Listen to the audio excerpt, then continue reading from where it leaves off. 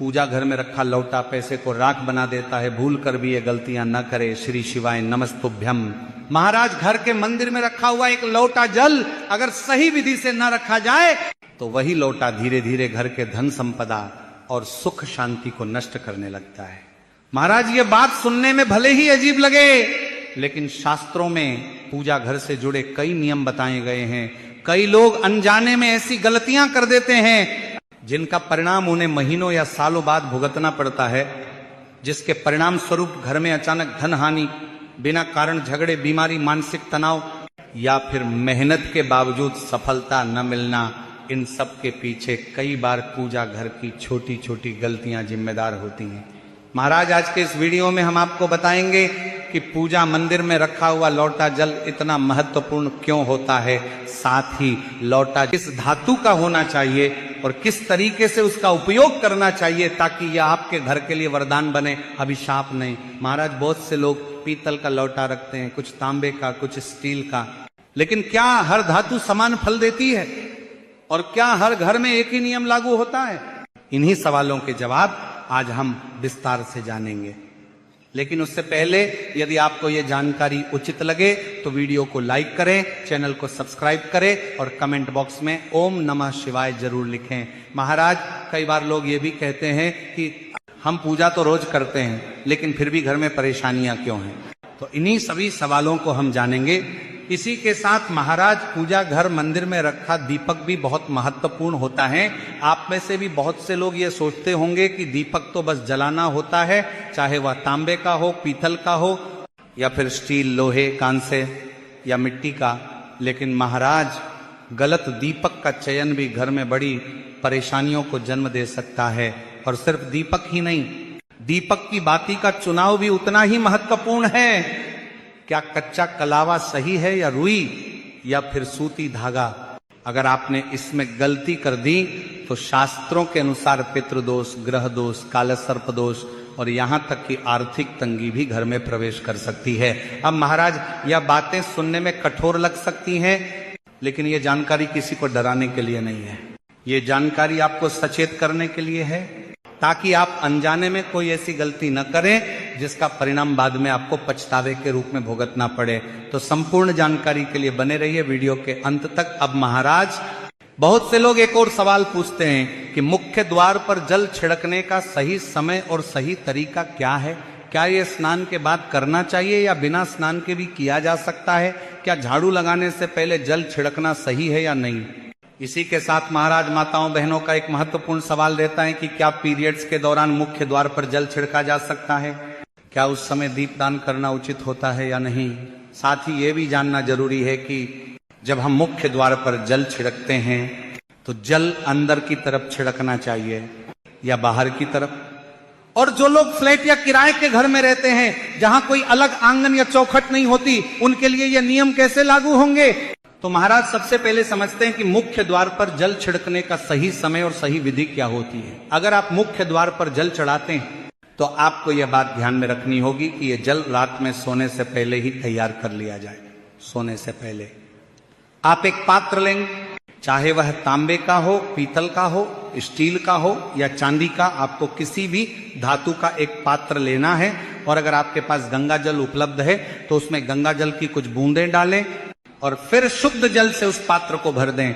महाराज अगर गंगा जल नहीं है तो केवल शुद्ध जल भी पर्याप्त होता है। इस जल को रात में अपने घर की रसोई में रख दें। रसोई इसलिए क्योंकि रसोई को घर की लक्ष्मी का स्थान माना गया है। यहीं से अन्न निकलता है और यहीं से जीवन चलता है।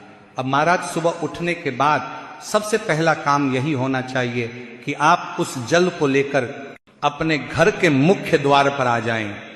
जो जल सुबह सबसे पहले मुख्य द्वार पर छिड़का जाता है वह केवल पानी नहीं होता, वह आपके घर की नकारात्मक ऊर्जा को बाहर करने का माध्यम बन जाता है।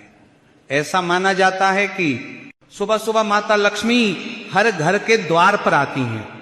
जिन घरों के द्वार साफ होते हैं, जहां जल का छिड़काव किया गया होता है, वहां माता लक्ष्मी प्रसन्न होकर प्रवेश करती हैं। इसीलिए महाराज जल छिड़कते समय अपने मन में माता लक्ष्मी का ध्यान करें और कहें, हे मां लक्ष्मी, आप मेरे घर में प्रवेश करें, मैं आपका स्वागत करती हूँ।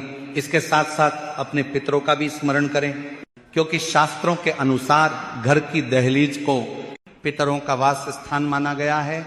जब आप दहलीज पर जल छिड़कते हैं तो पितर प्रसन्न होते हैं और अपना आशीर्वाद देते हैं। महाराज, यहाँ एक बहुत जरूरी बात समझ लीजिए, इसके लिए स्नान करना अनिवार्य नहीं है। आप सुबह उठते ही बिना स्नान किए भी यह उपाय कर सकते हैं, क्योंकि ये एक सेवा है, कोई औपचारिक पूजा नहीं। तो महाराज, आपको प्रतिदिन सुबह उठकर शांत मन से श्रद्धा के साथ यह कार्य करना चाहिए। अब महाराज एक बहुत ही सामान्य लेकिन अत्यंत महत्वपूर्ण प्रश्न की बात करते हैं, जो लगभग हर घर में पूछा जाता है। बहुत से लोग सुबह उठते ही सबसे पहले झाड़ू लगा देते हैं और उसके बाद जल का छिड़काव करते हैं, जबकि कुछ लोग पहले जल छिड़कते हैं और फिर झाड़ू लगाते हैं। तो आखिर सही तरीका क्या है? तो महाराज, शास्त्रों के अनुसार सुबह उठने के बाद सबसे पहला कार्य जल का छिड़काव होना चाहिए, न कि झाड़ू।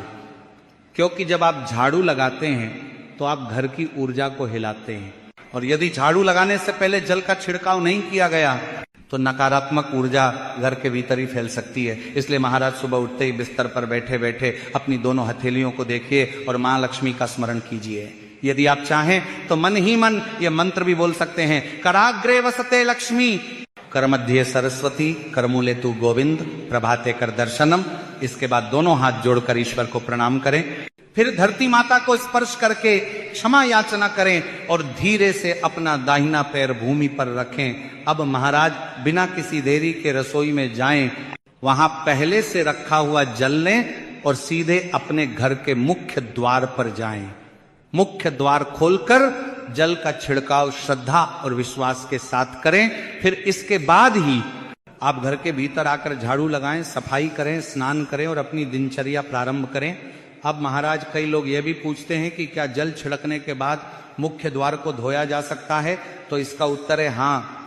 आप पहले विशेष जल का छिड़काव करें, उसके बाद सामान्य जल से मुख्य द्वार की सफाई कर सकते हैं, इसमें कोई दोष नहीं लगता। अब एक और बहुत आम सवाल आता है, खासतौर पर उन लोगों से जो फ्लैट में रहते हैं या किराए के कमरे में रहते हैं। उनका सवाल रहता है कि हमारे यहाँ तो कोई आंगन नहीं है, न कोई चौखट स्पष्ट दिखती है, तो हम जल छिड़काव और दीपदान कहाँ करें? तो महाराज, इसका उत्तर बहुत सरल है। जिस दरवाजे पर आपका नाम लिखा हो, जहां आपकी नेम प्लेट लगी हो, वही आपका मुख्य द्वार है। चाहे वह फ्लैट का गेट हो या एक कमरे का दरवाजा, उसी को मुख्य द्वार मानकर वहीं जल छिड़कना है और वहीं दीपदान करना है। इसी के साथ महाराज, माताओं बहनों का विशेष सवाल रहता है कि पीरियड्स के दौरान जल छिड़काव और दीपदान किया जा सकता है या नहीं, क्योंकि बहुत सी माताएं बहनें इस बात को लेकर मन में संशय रखती हैं। कुछ लोग डर के कारण सब कुछ बंद कर देते हैं, तो कुछ लोग बिना जाने सब कुछ करते रहते हैं। लेकिन महाराज, शास्त्रों के अनुसार मुख्य द्वार पर जल छिड़कने में कोई अशुद्धि नहीं लगती है। आप पीरियड्स के दौरान भी मुख्य द्वार पर जल छिड़क सकती हैं, इसमें कोई दोष नहीं है। लेकिन दीपदान और पूजा कर्म कांड की श्रेणी में आते हैं, और कर्म कांड के लिए शारीरिक शुद्धता आवश्यक मानी गई है। इसलिए पीरियड्स के दौरान दीपदान न करें, पूजा सामग्री को न छुएं। पीरियड्स समाप्त होने के बाद स्नान करके फिर से दीपदान प्रारंभ करें। अब महाराज, बात करते हैं पूजा घर मंदिर में रखे जाने वाले लौटे जल की, क्योंकि कई लोग कहते हैं कि लौटा रखने से क्या होता है, या फिर हम तो भगवान को सिर्फ फूल और अगरबत्ती चढ़ाते हैं। लेकिन महाराज, शास्त्र कहते हैं कि मंदिर में रखा हुआ जल केवल पानी नहीं होता, वो एक ऊर्जा पात्र बन जाता है। जब आप पूजा करते हैं, मंत्र जपते हैं, भगवान से प्रार्थना करते हैं, तो उन सब की ऊर्जा उस जल में समाहित हो जाती है। इसीलिए कहा गया है कि सुबह पूजा के समय 1 लोटा जल मंदिर में अवश्य रखना चाहिए और साथ में दीपक भी जलाना चाहिए। ये जल और अग्नि का संतुलन है। जल शांति का प्रतीक है और अग्नि शक्ति का। पूजा समाप्त होने के बाद इस जल को फेंकना नहीं चाहिए। अगली सुबह जब आप पूजा करने जाएं तो सबसे पहले इसी जल का उपयोग करें। आप इस जल का पूरे घर में छिड़काव कर सकते हैं। यह जल घर को शुद्ध करता है और नकारात्मक ऊर्जा को बाहर निकालता है। कई बार देखा गया है कि जहां दवाइयां असर नहीं करती, वहां यह अभिमंत्रित जल चमत्कार कर देता है। यदि कोई बीमार है तो दवा के साथ साथ उसे यह जल थोड़ी मात्रा में दिया जाए तो दवाइयां जल्दी असर दिखाने लगती हैं। अगर घर में कलह, झगड़े और मानसिक तनाव है तो परिवार के सभी सदस्य इस जल को थोड़ा थोड़ा पी सकते हैं। धीरे धीरे विचारों में शांति आने लगती है। व्यापार करने वाले लोग अपनी दुकान या ऑफिस में इस जल का छिड़काव करें तो बाधाएं दूर होने लगती हैं। अब महाराज, कई लोग पूछते हैं कि अगर मंदिर में रखा जल खुला रहने से उसमें कीड़े पड़ जाएं तो क्या करें? तो महाराज, आप अपनी पूजा के बाद उस जल को किसी प्लेट या कटोरी से ढक सकते हैं। अगली सुबह वह जल बिल्कुल शुद्ध रहेगा। बस ध्यान रखें कि मंदिर में रखा जल कभी भी तुलसी में न चढ़ाएं, क्योंकि वह जल सभी देवी देवताओं द्वारा ग्रहण किया जाता है। मान लीजिए यदि आपके घर में लड्डू गोपाल या राधा कृष्ण हैं और आपने विशेष रूप से उनके लिए जल अर्पित किया है तो अगली सुबह वह जल तुलसी में चढ़ाया जा सकता है। इसी के साथ महाराज, जो लोग मंदिर में नियमित रूप से एक लोटा जल नहीं रखते, उनके घर में धीरे धीरे अकाल, आर्थिक तंगी और मानसिक परेशानी आने लगती है, ऐसा शास्त्रों में कहा गया है। तो महाराज, आप प्रतिदिन अपने पूजा मंदिर में एक लोटा जल भर करके अवश्य रखें।